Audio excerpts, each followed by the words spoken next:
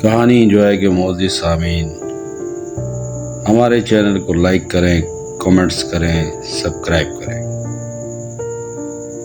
ایک دن ایک حکمران اپنے محل کے بلند و بالا کمرے میں آرام فرما رہا تھا کہ باہر سے اسے کسی دیہاتی کی صدا سنائی دی، سیب لے لو، سیب لے لو، تازہ سیب لے لو۔ حاکم نے کھڑکی سے جھانکا تو دیکھا ایک یمنی کسان، چہرے پر دھوپ سے جھلسی ہوئی جھریاں اور سادہ سا عمامہ، وہ گھر سے اٹا ہوا چوغا پہنے اپنے ایک نجیب سے گدھے پر دونوں طرف 2 ٹوکریاں لدے بازار کی طرف جا رہا ہے، جن میں سرخ اور رسیلے سیب بھرے ہوئے ہیں۔ بادشاہ کے دل میں سیب کھانے کی خواہش جاگی۔ اس نے وزیر کو بلایا اور حکم دیا، خزانے سے 5 سونے کے سکے لے جاؤ اور میرے لیے ایک بہترین سیب لاؤ۔ وزیر نے خزانے سے 5 سکے نکالے اور اپنے معاون سے کہا، یہ 4 سونے کے سکے لے لو اور بادشاہ سلامت کے لیے ایک سیب خرید لاؤ۔ معاون نے 3 سکے رکھے، باقی محل کے منتظم کو دیے اور کہا، یہ 3 سونے کے سکے لو اور ایک سیب لاؤ۔ محل کے منتظم نے 2 سکے چوکیدار کے منتظم کو دیے اور چوکیدار کے منتظم کو بلایا اور کہا، یہ 2 سکے لے لو اور جاؤ اور فوراً ایک سیب لاؤ۔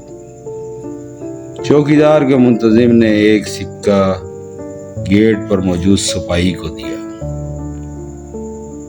اور کہا، سنو، یہ لو ایک سونے کا سکہ اور وہ جو گلی کے کونے میں سیب بیچ رہا ہے، اس سے سارے سیب خرید لو۔ سپاہی تیزی سے باہر نکلا، مگر سکہ دینے کے بجائے سیب فروش کو گریبان سے پکڑ لیا اور بولا، نادان دیہاتی، تجھے خبر نہیں کہ یہ شاہی محل ہے؟ تیری بلند آواز نے حضور اعلیٰ کی نیند میں خلل ڈال دیا ہے۔ اب مجھے حکم ملا ہے کہ تجھے قید کر دوں۔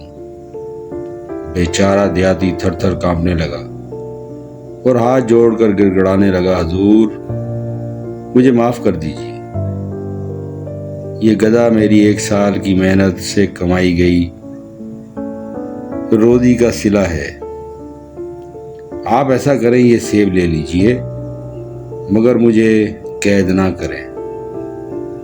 سپاہی نے جلدی سے دونوں ٹوکریاں قبضے میں لی، کچھ سیب خود رکھے، باقی چوکیدار کے منتظم کو دیے۔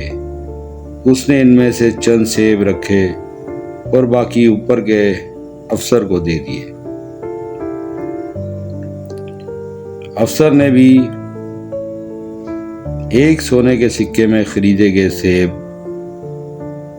ہڑپ کرنے کے چکر میں اپنے لیے کچھ چن لیے اور باقی محل کے منتظم اعلیٰ کو بھیج کر کہا کہ یہ 2 سونے کے سکوں والے سیب ہیں۔ منتظم اعلیٰ نے سیبوں کو دیکھا، کچھ چکھا، باقی اپنے پاس رکھ لیے اور کہا کہ یہ 3 سونے کے سکوں کے سیب وزیر کے معاون کو بھیج دو۔ وزیر کے معاون نے کچھ سیب اپنے پاس رکھ لیے، باقی وزیر کے حوالے کر دیے اور کہا، یہ 4 سونے کے سکوں کے بدلے حاصل کیے گئے سیب ہیں۔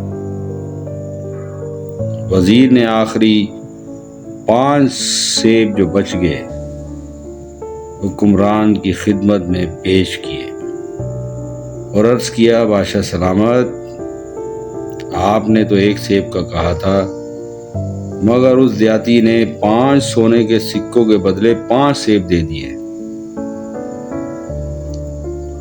حاکم نے سیبوں کو دیکھ کر مسکرا کر کہا، میرے دور میں کسان واقعی خوشحال ہے، ہر سونے کے بدلے ایک سیب، واہ بھائی واہ، یہ تو کمال ہو گیا۔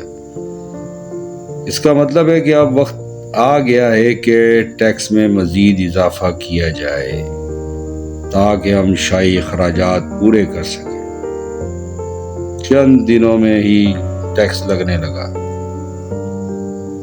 مزدور، دیہڑی باز روٹی کو ترسنے لگے، کسان قرض میں ڈوبنے لگے اور بازار بے رونق ہو گئے، اور پھر عوام میں غربت بڑھتی چلی گئی۔ جیسا کہ امام ابو حامد الغزالی نے ایک کتاب احیاء علوم الدین میں فرمایا، ظلم تباہی کی بنیاد ہے، اگرچہ معمولی ہو، کیونکہ چھوٹا ظلم بڑے ظلم تک لے جاتا ہے، پھر وہ عادت بن جاتا ہے۔ اس کے نتیجے میں ملک اور عوام دونوں ہلاک ہو جاتے ہیں۔ تو دوستو، ظلم صرف تلوار سے نہیں ہوتا، کبھی کبھی ایک سکہ بھی ظلم کا ذریعہ بن جاتا ہے۔ معمولی بدعنوانی جب مسلسل نظر انداز کی جانے لگے تو وہ نظام کو گھن کی طرح چاٹ جاتی ہے۔ عدل کے بغیر حکومت قائم رہ سکتی ہے، لیکن ظلم کے ساتھ کبھی نہیں۔ جو حکمران فقط اطلاع پر فیصلہ کرتے ہیں مگر تحقیق نہیں کرتے، وہ عوام کے مقدر سے کھیلنا شروع کر دیتے ہیں۔ دوستو، یہ چھوٹی سی ایک کہانی ہے۔ اگر آپ کو اچھی لگے تو لائکس کریں، کومنٹس کریں، سبسکرائب کریں، اور ہمیں کوئی اچھا عنوان بھی بتائیں جس پر ہم آپ کے لیے ایک بہترین کہانی بنا سکیں۔